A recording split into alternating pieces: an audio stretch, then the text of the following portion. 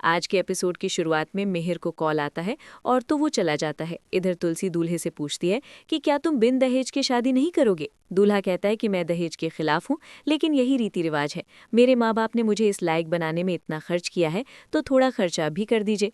तुलसी लड़के के पिता से कहती है कि क्या आप अपने बेटे को बेचने आए हो? अपने स्वार्थ को रीति रिवाज का नाम मत दीजिए। तुलसी आरती से कहती है कि जो लोग मंडप के बीच में तुम्हारे माँ बाप को ब्लैकमेल कर रहे हैं, उनके लिए रोना बंद करो। अच्छा हुआ कि शादी से पहले इन लोगों की सच्चाई पता चल गई। तभी दूल्हा कहता है कि आप इन्हें मत भड़काइए। तुलसी कहती है कि मैं सिर्फ इन्हें समझा रही हूँ। तुलसी गुस्सा करती है और आरती से कहती है कि तुम खुद ये रिश्ता तोड़ दो। तभी आरती आकर लड़के को सगाई की अंगूठी वापस दे देती है और कहती है कि इसे बेच देना, पैसा तुम्हारे काम आएगा। सभी हैरान होते हैं।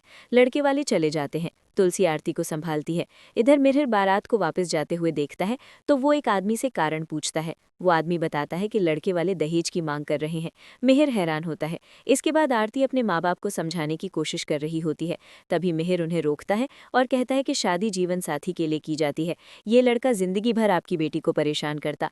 आपकी बेटी ने एकदम सही फैसला लिया है। मिहिर आरती को आशीर्वाद देता है और चला जाता है। इसके बाद तुलसी आती है और सबको कहती है कि अब हमें आरती को अकेला महसूस नहीं होने देना है।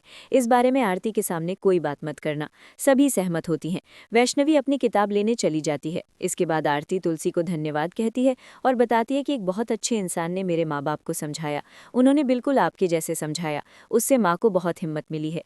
तुलसी और आरती उसे ढूंढती हैं, लेकिन आरती को मिहिर दिखाई नहीं देता। इधर वैष्णवी की किताब गायब हो जाती है। पंडित जी बताते हैं कि तुम्हारे जाने के बाद 2 आदमी और एक लड़की आई थी। वैष्णवी अपनी किताब ढूंढने चली जाती है। इधर पार्थ मिहिर को चलने के लिए कहता है। मिहिर कहता है कि मैंने गाड़ी बुलाई है, तुम होटल चले जाओ। दूसरी तरफ मिताली वैष्णवी की किताब लेकर आती है और सबको जल्दी चलने के लिए कहती है। वो पार्थ और ऋतिक को लेकर चली जाती है। वैष्णवी बाहर आती है और मिहिर से पूछती है कि क्या आपने हमारी किताब देखी है? पंडित जी ने बताया कि हमारे बाद में आप आए थे। मिहिर कहता है कि क्या आप मुझ पर चोरी का इल्जाम लगा रही हो? वैष्णवी भावुक होकर कहती है कि नहीं, वो किताब मैंने बहुत मेहनत से बनाई थी। मिहिर उसे अपनी होटल का कार्ड देता है और भरोसा दिलाता है कि तुम्हें किताब मिल जाएगी, कोई तुम्हारी मेहनत तुमसे नहीं छीन सकता। मिहिर चला जाता है। दूसरी तरफ ऋतिक ये जानकर मिताली पर गुस्सा करता है कि उसने किसी के डिजाइन चुराए हैं। फ्लैशबैक में दिखाया जाता है कि दर्शन करते समय मिताली को वैष्णवी की किताब दिखती है और वो सबका ध्यान भटकाकर किताब चुरा लेती है। वर्तमान में मिताली ऋतिक से कहती है कि मैं ये सब तुम्हारे परिवार के लिए कर रही हूँ, लेकिन ऋतिक गुस्सा होता है और गाड़ी से उतरकर चला जाता है। मिताली जाने के लिए कहती है। दूसरी तरफ तुलसी वैष्णवी को सांत्वना देती है और कहती है कि कोई भी तुम्हारी काबिलियत लेकर नहीं भाग सकता। जो तुम्हारा है वो तुम्हारे पास लौटकर जरूर आएगा। वैष्णवी बेहद दुखी होती है। तुलसी कृति को पानी लाने के लिए भेजती है। दूसरी तरफ ऋतिक भगवान से शिकायत करता है कि मुझे जिंदा क्यों रखा है, अगर ऐसी ही जिंदगी देनी है तो मुझे मार दीजिए।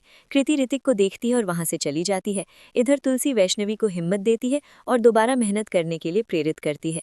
कृति बताती है कि वैष्णवी की तरह ही एक आदमी भी रो रहा था और कह रहा था कि ऐसे जीने का क्या मतलब है। तुलसी कृति से कहती है कि तुम जाकर उस आदमी से कहो कि हर रात के बाद सुबह जरूर होती है। तुलसी उसके लिए लड्डू भेजती है। कृति ऋतिक के पास जाती है और उसे लड्डू देती है। वो कहती है कि मेरी काकी ने कहा है कि माधव जी का नाम लो, सब ठीक हो जाएगा। कृतिक पूछता है कि क्या आपकी काकी मुझे जानती है? कृति कहती है कि नहीं, मैंने उन्हें आपके बारे में बताया तो उन्होंने आपके लिए लड्डू भेजे हैं। कृति उसे लड्डू देकर चली जाती है। कृतिक लड्डू खाता है तो उसे तुलसी के बनाए हुए लड्डू की याद आती है। वो कहता है कि इन लड्डुओं में माँ के हाथ का स्वाद है। इसी के साथ एपिसोड खत्म हो जाता है। अगले एपिसोड में देखने को मिलेगा कि मिहिर नोना से साफ कहता है कि भले ही मैं तुमसे शादी कर लूं, लेकिन मैं तुम्हारा नहीं हो पाऊंगा। इधर धवल तुलसी से पूछता है कि आपने मुंबई वाले कंपटीशन के बारे में क्या सोचा है। तुलसी परेशान होती है। मिहिर और तुलसी एक ही जगह पर होते हैं और उनका सामना होता है। आज का एपिसोड आपको कैसा लगा, हमें कमेंट करके जरूर बताएं। साथ ही ऐसे ही डेली अपडेट्स के लिए इस वीडियो को लाइक करें और हमारे चैनल को सब्सक्राइब जरूर करें।